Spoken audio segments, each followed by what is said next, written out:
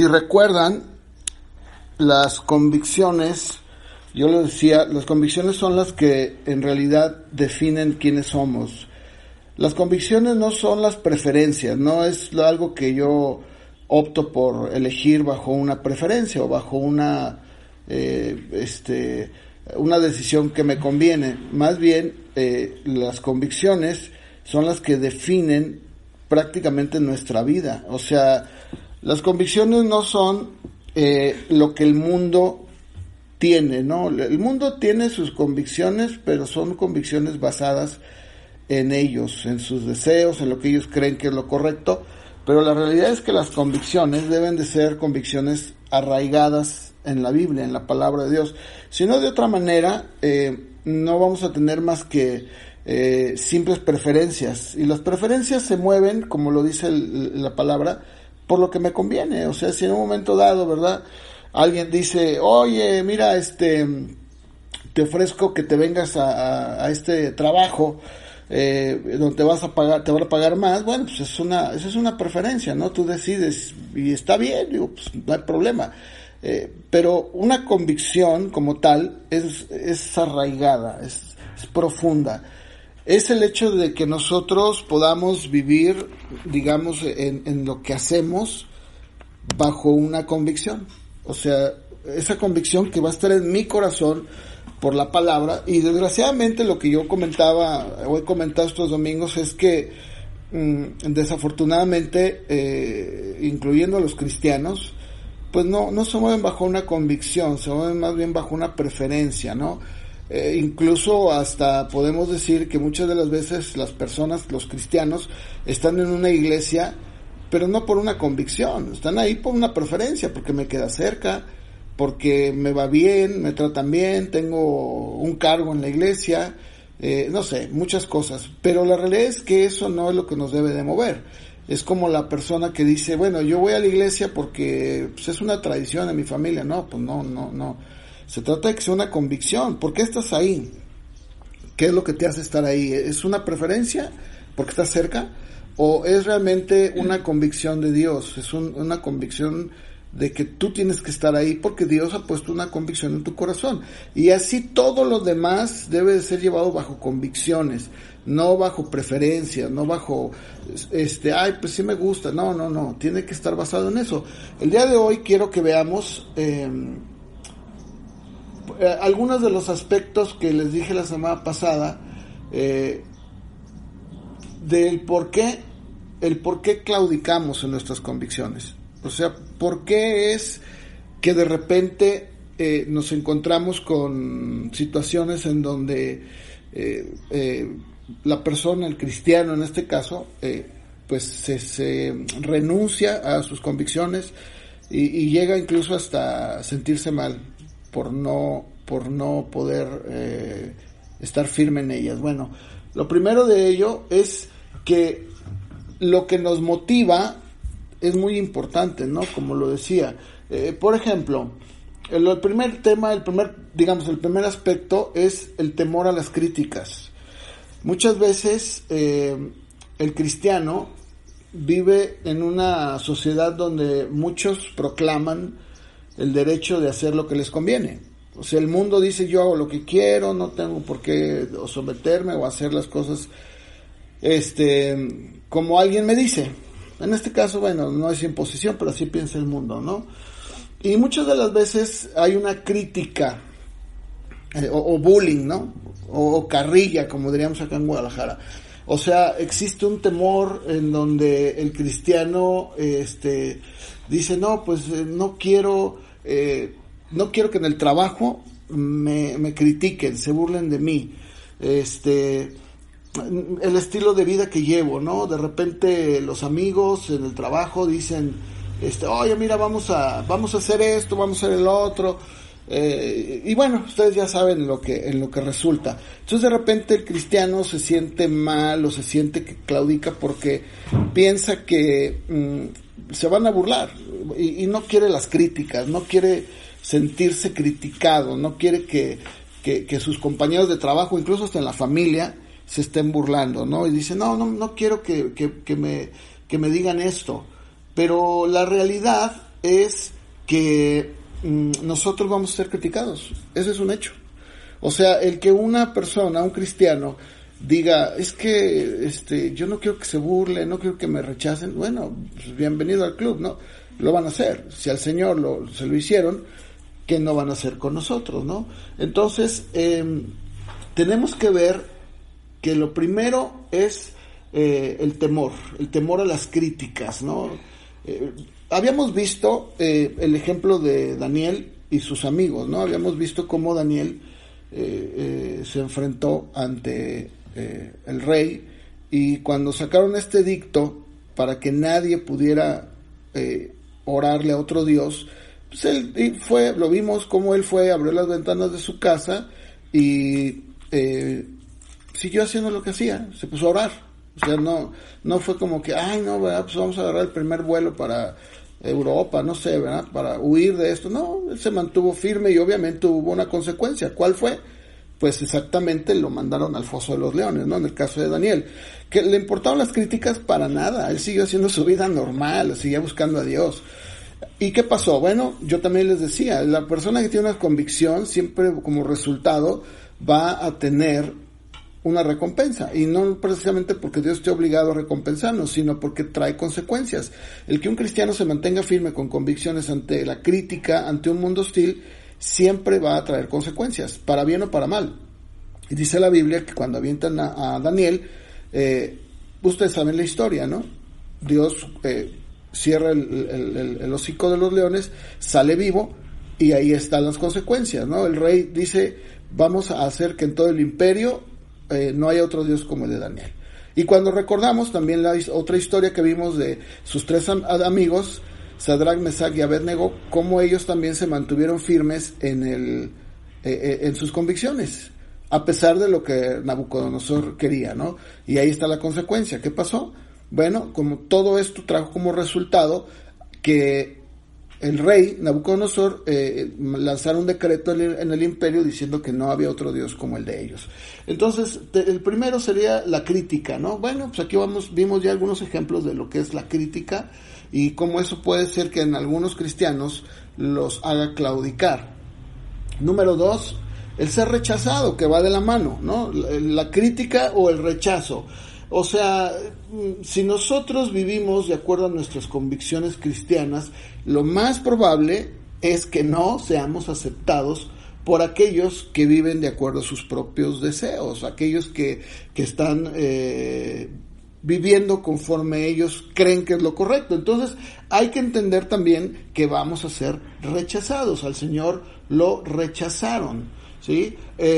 Vamos a ver ahí en Mateo 5, del 11 al 12, Mateo 5, 11 y 12, dentro de las muchas bienaventuranzas que el Señor habló, muchas de las veces se nos olvida que hay una que habla precisamente de esto, ¿no? Y a veces solamente nos quedamos con las que hablan de ser bendecidos o bienaventurados porque tenemos un corazón o un hambre de justicia por Dios, o pacificadores, pero ahí en el verso 11 y 12 dice, bienaventurados son cuando los vituperen, sí, los vituperen, los persigan y digan toda clase de mal contra ustedes por mi causa, mintiendo. Gócense. Y de hecho, esta expresión, gócense y alégrense, en las versiones más actualizadas y que son más cercanas al original, están signos de exclamación. O sea, estaría diciendo, gócense, alégrense, no como una cosa, no, pues gócense y alégrense, pues ya qué, ¿verdad? No, dice gócense y alégrense. ¿Por qué? Porque su recompensa es grande en los cielos. ¿Por qué? Porque así persiguieron a los profetas que fueron antes de ustedes. Entonces, si nosotros tenemos temor al rechazo, deberíamos de entender que es una bendición que la gente nos rechace, porque dice el Señor, eso hicieron con los profetas, pero yo podría decir que hicieron con Él también. Entonces, el rechazo y la crítica van de la mano. No debemos de tener temor. En Mateo 10, versos 27 al 33, Mateo 10, versos del 27 al 33, el Señor Jesús lo dejó bastante claro, como para que ninguno de nosotros o ningún cristiano se asombre o piense que está viviendo una vida ajena o que Dios no entiende. Dice Mateo 10 del 27 al 33, así que no les teman, está hablando de los hombres, de aquellos que van a perseguirnos, porque nada hay encubierto que no haya de ser manifestado, ni oculto que no haya de saberse. Lo que les digo en tinieblas, díganlo en la luz, lo que oyen al oído, proclámenlo desde las azoteas, y no teman a los que matan el cuerpo, mas el alma no pueden matar. Teman más bien a aquel que puede destruir el alma y el cuerpo en el infierno. ¿No se venden 2 pajarillos por 1 cuarto? Con todo, ni uno de ellos cae a tierra sin vuestro Padre. Pues aún vuestros cabellos están todos contados, así que no teman, porque ustedes valen más que muchos pajarillos. A cualquiera que me confiese delante de los hombres, yo también le confesaré delante de mi Padre que está en los cielos. Cualquiera que me niegue delante de los hombres, yo también le negaré delante de mi Padre que está en los cielos. Entonces, cuando nosotros pensamos en el rechazo, deberíamos de pensar que esto ya estaba escrito. No era algo nuevo, no era algo como que nos debe de asombrar o sorprender de que de repente la gente nos rechaza. No, bienvenido, ¿no? El mismo Señor Jesús dijo, si a mí, que soy el Hijo de Dios, me han hecho esto, me han rechazado, se han burlado y hasta me han dicho que estoy endemoniado, ¿qué esperan ustedes de ustedes, no? Como mis discípulos, ¿qué es lo que piensan? Que ustedes los van a poner en un nicho, que la gente va a hablar bien de ti. Y cuando digo esto, sí creo que la gente debe hablar bien de nosotros si somos cristianos, pero lo que estoy tratando de decir es que la gente en su mayoría va a tener un rechazo hacia nosotros porque no seguimos las mismas reglas del mundo, y va a tener también siempre la crítica, siempre va a estar presente. Pero también existe otro factor. Quiero que vayamos a Mateo 24 del verso 9 al verso 13.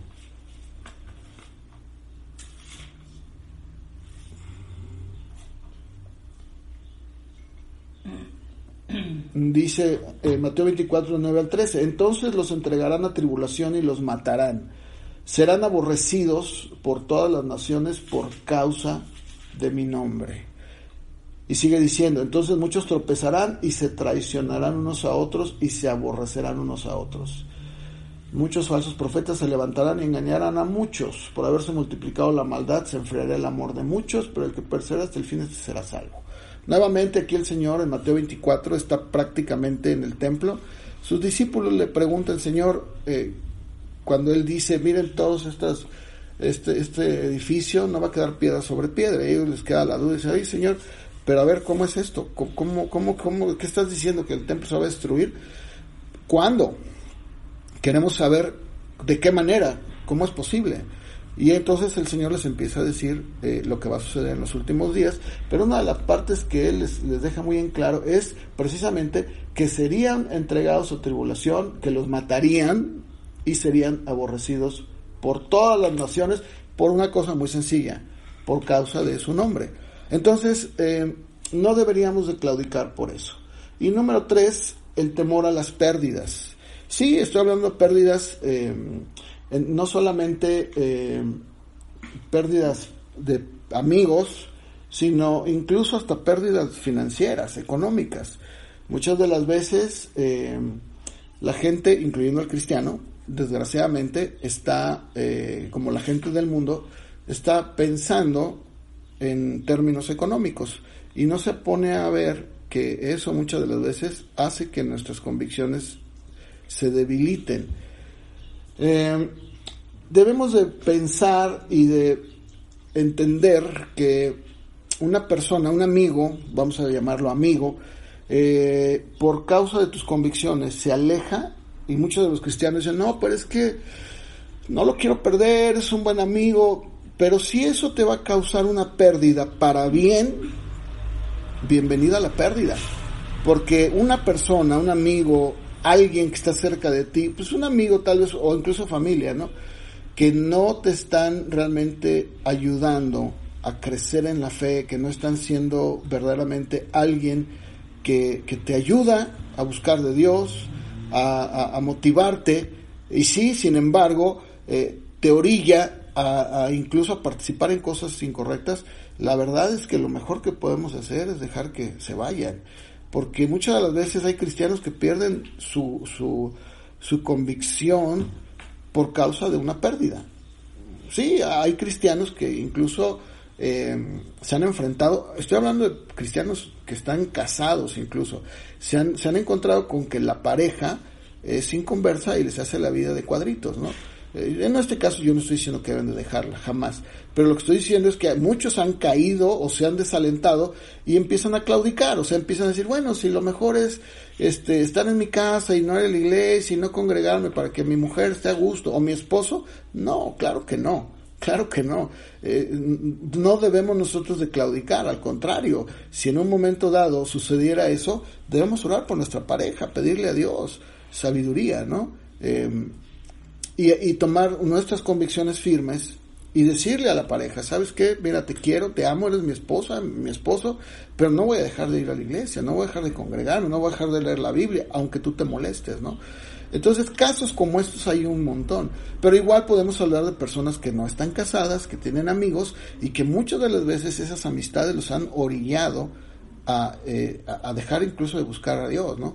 Y dices, bueno, ¿qué pasa? Bueno, no puede ser. Si una persona no está siendo de ayuda, si estás casado, debes de quedarte casado, debes de orar por tu esposa, tu esposo, pero no ceder siempre y cuando tú estés cumpliendo, porque ese es otro dato importante. Muchas de las veces sucede, porque supe de un caso de una pareja cristiana en donde pues la queja del marido era que él siempre decía, mire, yo no estoy en contra de que se vaya mi esposa a la iglesia, lo que no me gusta es que ella se va y no me deja el desayuno. O sea, ella se va y a veces se tarda todo el día en la iglesia, ¿no? Y yo estoy aquí sin desayunar, sin comer, yo creo que está en la iglesia, ¿verdad? Esperando que así sea. Ese es un mal testimonio. Eso es no tener, eso no trato de decir, es que tengo mis convicciones tan firmes que primero está el Señor. No, eso habla de una irresponsabilidad. Entonces, bajo ese argumento está mal. Yo estoy hablando de que si un esposo está cumpliendo en todos los sentidos, o si una esposa está cumpliendo en todos los sentidos, y su pareja es hostil, bueno, ¿sabes qué? Discúlpame, dime en qué estoy fallando, qué estoy haciendo. Por ejemplo, si es una esposa y atiende la casa, atiende a su familia, atiende al esposo y está cumpliendo cristianamente, pues no hay argumento. Muchas de las veces lo que pasa es que la pareja lo único que quiere es estar molestando, ¿no? Y quiere estar dándole motivos para no ir o para no buscar de Dios. Bueno, ya vimos el caso de Daniel, ¿no? Daniel era un hombre que estaba soltero, pero sin embargo sus convicciones fueron las mismas, a pesar del decreto del rey, de que cualquiera que invocara otro dios, que no fuera el dios de Babilonia, iba a tener que ser echado al foso. Y sin embargo él no le importó, porque él era un hombre íntegro, y lo dice ahí mismo la Biblia, que no, por más acusaciones que querían hacer, no encontraban ninguna, ¿no? Bueno, entonces el temor a la pérdida, igual yo les decía, muchas de las veces puede ser que una persona, por la pérdida económica, o sea, primero antepone lo económico. Por ejemplo, si un cristiano tiene un negocio, bueno, sus convicciones deben estar firmes de acuerdo a lo que la palabra enseña, ¿no? Por ejemplo, ahorita que estamos en una situación muy particular y excepcional, porque es una excepción, pues no nos podemos reunir en la iglesia, pero eso no pasa nada. O sea, nos podemos reunir por este medio, por otros tantos más, y nuestras convicciones no están siendo débiles, simplemente estamos acatando una orden del gobierno como buenos creyentes y decimos, bueno, pues no nos podemos ver en vivo, pues lo hacemos por Facebook, ¿no?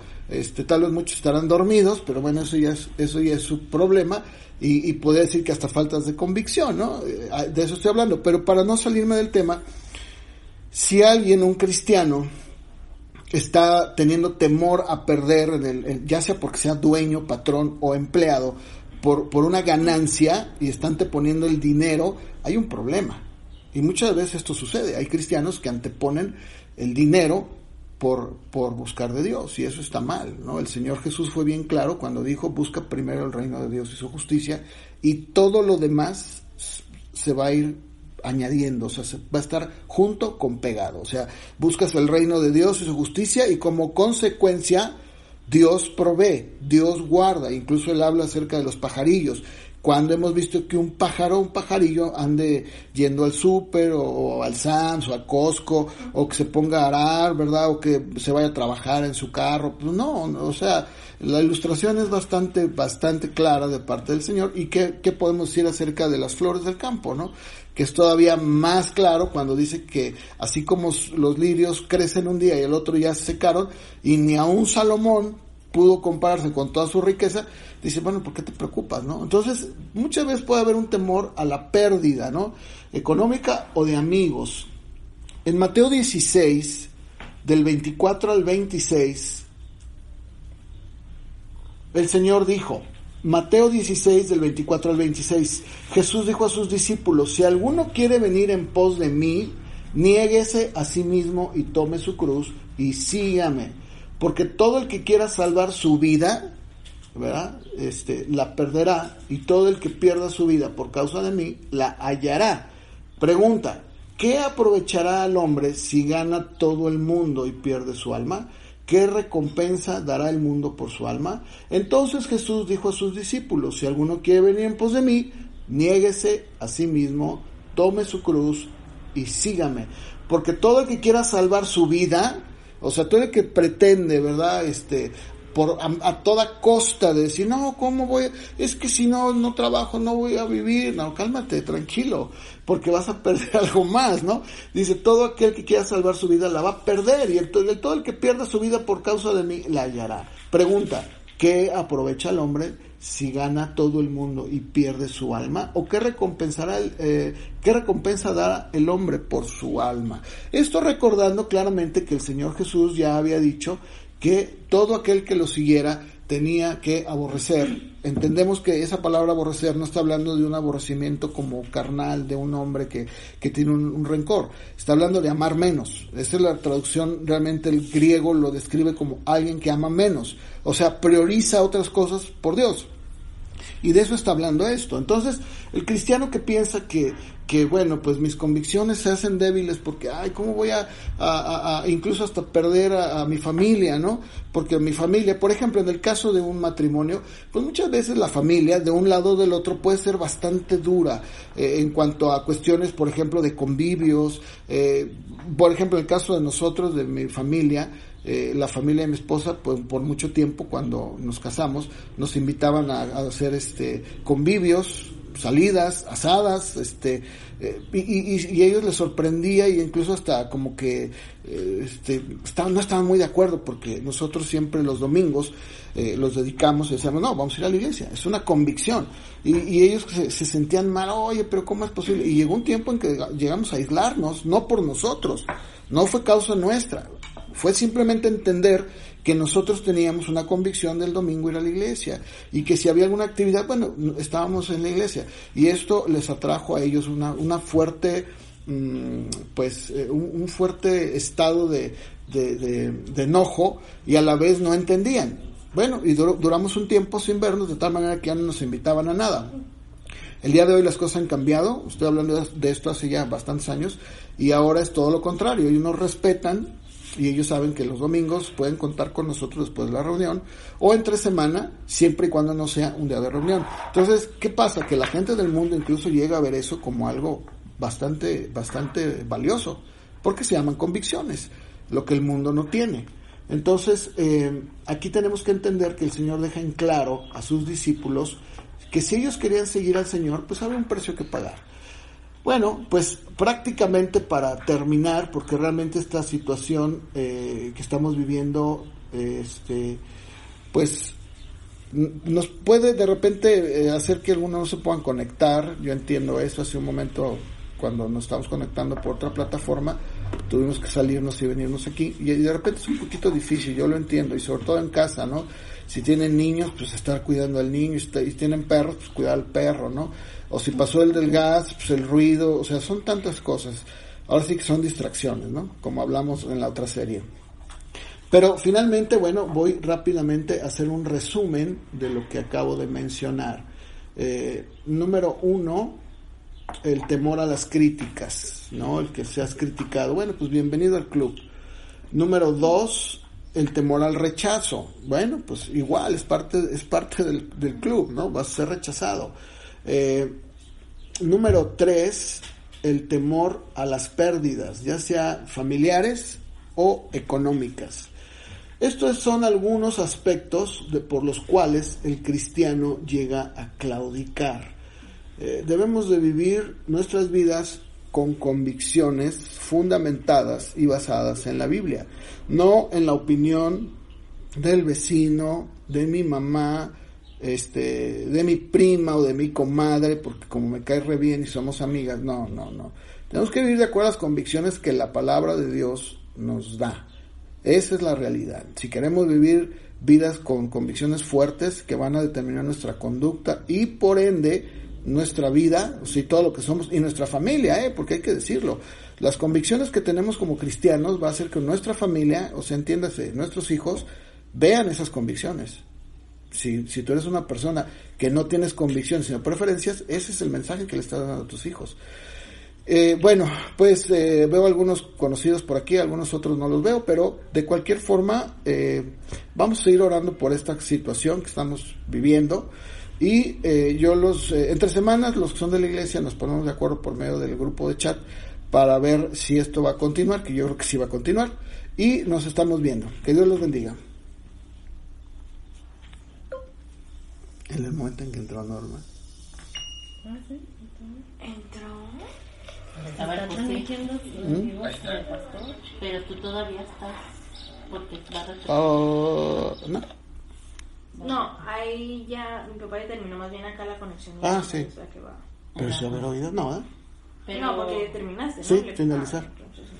Pero todavía se queda el video, ¿no? No, sí. Sí, Para hasta donde dice finalizar. Pero va a tardar como un ratillo en que pueda verlo. A ver, mándalos al grupo. A ver, yo no vi varios.